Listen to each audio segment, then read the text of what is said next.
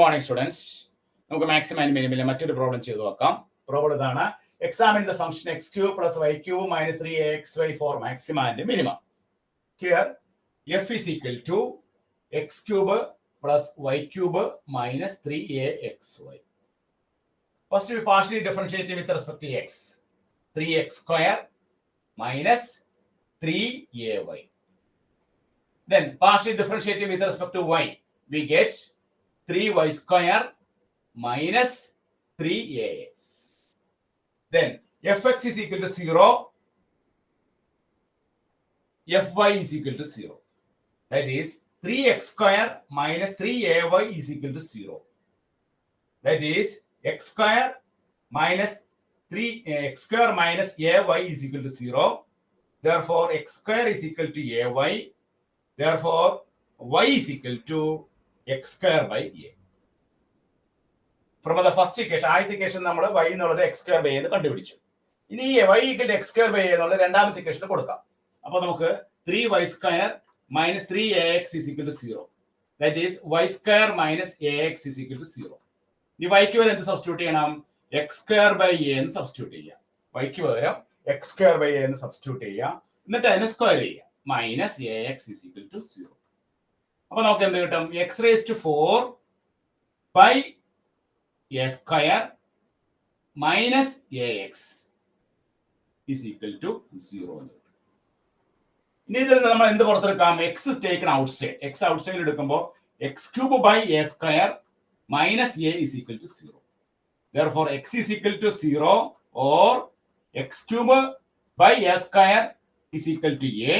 That is x cube is equal to a square. Therefore value of x is equal to 0 and x is equal to a. അപ്പോൾ x ന്റെ രണ്ട് point ഏതൊക്കെയാണ്? x is equal to 0 and x is equal to a. Then x is equal to 0, y യുടെ value വരും. When we substituting x is equal to 0, the y is equal to 0. x is equal to a, ഇവിടെ x equal to a കൊടുക്കുമ്പോൾ a square by a, therefore a. Therefore critical points are 0, 0 and a. രണ്ട് points കിട്ടി. 0, 0 കിട്ടി, a കിട്ടി. ഇനി നമുക്ക് fxx കണ്ടുപിടിക്കാം. Critical points ഏതൊക്കെയാണ്? 0, 0. This is the critical point. Critical points. ഇനി നമുക്ക് fxx കണ്ടുപിടിക്കാം. fx നെ വീണ്ടും ഡിഫറൻഷിയേറ്റ് ചെയ്യാം. fx നെ വീണ്ടും ഡിഫറൻഷിയേറ്റ് ചെയ്യുമ്പോൾ നമുക്ക് എന്താ കിട്ടണേ? 6x. 3x square minus 3ay നെ രണ്ടാമത്തെ സെക്കൻഡ് ഓർഡർ പാർഷ്യൽ ഡെറിവേറ്റീവ്സ് എടുക്കുമ്പോൾ 6x കിട്ടും. fy നെ വീണ്ടും നമ്മൾ ഡിഫറൻഷിയേറ്റ് ചെയ്യുക. fy നെ വീണ്ടും ഡിഫറൻഷിയേറ്റ് ചെയ്യുമ്പോൾ കിട്ടുന്നത് എന്താണ്? 6y. then fxy കാണാം. fxy എന്ന് പറഞ്ഞാൽ എന്താണ്? ഈ fx നെ നമ്മൾ y വെച്ച് ഡിഫറൻഷിയേറ്റ് ചെയ്യുക. fx നെ y വെച്ച് ഡിഫറൻഷിയേറ്റ് ചെയ്യുക. അങ്ങനെ ഡിഫറൻഷിയേറ്റ് ചെയ്യുമ്പോൾ കിട്ടുന്ന ആൻസർ എത്രയാണ്? -3.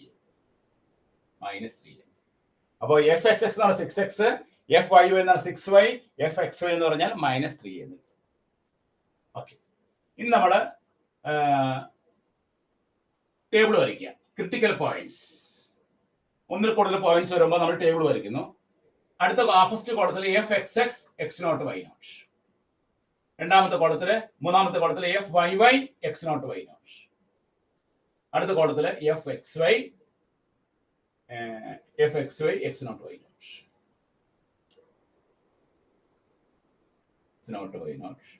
അടുത്ത കോളത്തിൽ d. Critical point, first critical point ഏതാണ്? 0, 0 ആണ് ഫസ്റ്റ് ക്രിട്ടിക്കൽ പോയിന്റ്. അപ്പോൾ കറസ്പോണ്ടിങ് fxx എന്തായിരിക്കും? x ന് 0 സബ്സ്റ്റിറ്റ്യൂട്ട് ചെയ്യുമ്പോൾ 0 വരും, ഇവിടെ 0 വരും.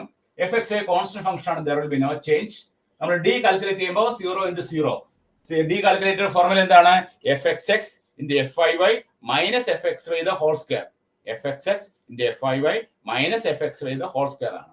അപ്പോൾ നമുക്ക് കിട്ടുന്ന ആൻസർ എത്രയാണ്? -9s. ഇനി അതുപോലെ രണ്ടാമത്തെ പോയിന്റ് x ന് ഒരു a കൊടുക്കുമ്പോൾ 6a കിട്ടും, ഇവിടെ y ക്ക് ഒരു a കൊടുക്കുമ്പോൾ 6a കിട്ടും. ഇത് constant function, there will be no change. അപ്പോൾ നമുക്ക് 6a into 6a minus 3a whole square എന്ന് പറയുമ്പോൾ എത്ര വരും? നമുക്ക് 36a square നിന്ന് 9a square കുറച്ച് കഴിയുമ്പോൾ 27a square.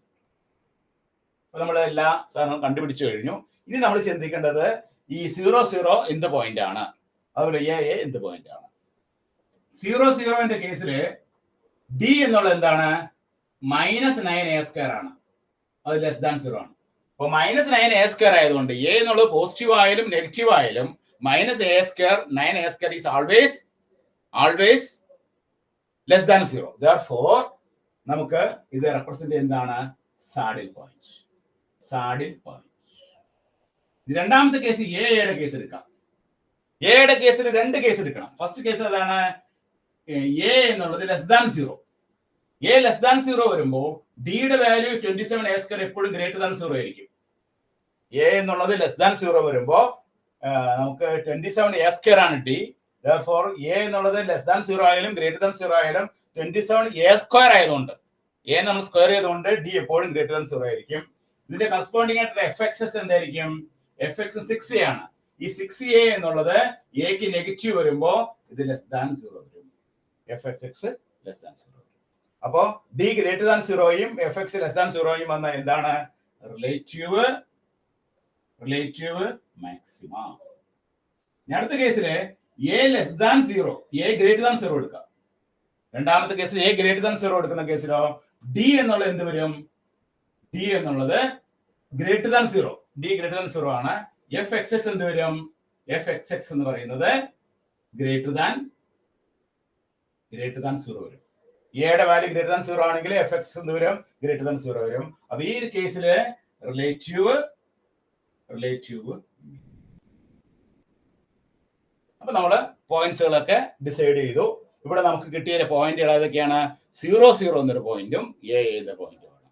0 എന്നുള്ള പോയിന്റിനെ ബേസ് ചെയ്ത് നമുക്ക് കിട്ടിയ ഡി എത്രയാണ്? -9a² ആണ്. അപ്പൊ എ എന്നുള്ളത് നെഗറ്റീവ് ആയാലും പോസിറ്റീവ് ആയാലും ഡി എപ്പോഴും ലെസ് ദാൻ 0 ആയിരിക്കും. അപ്പൊ 0 എന്ന് ബേസ് ചെയ്ത പോയിന്റ് സാഡിൽ പോയിന്റ് എന്ന് മനസ്സിലാക്കി. അടുത്ത് എയുടെ കേസിൽ നമ്മൾ രണ്ട് കേസ് കൺസിഡർ ചെയ്യണം. കാരണം ഇവിടെ 27a² ആണ് ഡിയുടെ വാല്യൂ. അപ്പൊ 27a² നമ്മള് എയുടെ വാല്യൂ ലെസ് ദാൻ 0 വന്നാലും ഗ്രേറ്റർ ദാൻ 0 വന്നാലും അത് എപ്പോഴും പോസിറ്റീവ് ആയിരിക്കും. ഇനി അതിന്റെ കൂടെ തന്നെയുള്ള എഫ് എക്സ് 6a ആണ്. ഡി എ എന്നുള്ളത് ലെസ് ദാൻ 0 വരുമ്പോ എഫ് ഓഫ് എക്സ് എക്സ് എന്തായിരിക്കും? ലെസ് ദാൻ 0 ആയിരിക്കും. അപ്പൊ ഡി ഗ്രേറ്റർ ദാൻ 0യും എഫ് എക്സ് ലെസ് ദാൻ 0യും വന്നു കഴിഞ്ഞാൽ ആ പോയിന്റ് എന്തിനെ റെപ്രസെന്റ് ചെയ്യും? Relative maximum. ഇനി എ ഗ്രേറ്റർ ദാൻ 0 എടുക്കാം. എ നമ്മൾ ഗ്രേറ്റർ ദാൻ 0 എടുത്താൽ എന്താണ് സംഭവിക്കുക? ഡി എന്നുള്ള 27a² ഗ്രേറ്റർ ദാൻ 0 ആണ്. എഫ് എക്സ് എസ് എന്ന് പറഞ്ഞ 6a അത് ഗ്രേറ്റർ ദാൻ 0 ആണ്. Both are greater than 0. Therefore നമ്മുടെ കൺക്ലൂഷൻ എന്താണ്? Relative minimum. അപ്പൊ രണ്ടാമത്തെ കേസിൽ എയുടെ കേസിൽ തന്നെ രണ്ടായിട്ട് സ്പ്ലിറ്റ് ചെയ്യുന്നു. അതിൽ എ ലെസ് ദാൻ 0 വരുന്ന കേസും എ ഗ്രേറ്റർ ദാൻ 0 വരുന്ന കേസും. ലെസ് ദാൻ 0 വരുന്ന കേസില് നമുക്ക് കിട്ടുന്ന പോയിന്റ് ഏതാണ്? Relative maxima. A greater than 0 വരുന്ന കേസിൽ കിട്ടുന്ന എന്താണ്? Relative minimum. ഓക്കെ, ഇതൊക്കെ യൂണിവേഴ്സിറ്റി പ്രോബ്ലംസ് ആണ്. നിങ്ങളിത് കണ്ട് ചെയ്ത് പഠിച്ചാൽ മാത്രമേ എക്സാമിനേഷൻ കൃത്യമായിട്ട് നമുക്ക് ചെയ്ത് ഇതിന്റെ ഫുൾ മാർക്ക് സ്കോർ ചെയ്യാൻ പറ്റുള്ളൂ കേട്ടോ. എല്ലാവരും കൃത്യമായിട്ട് എഴുതിയെടുക്കുക, ചെയ്ത് പഠിക്കുക കേട്ടോ.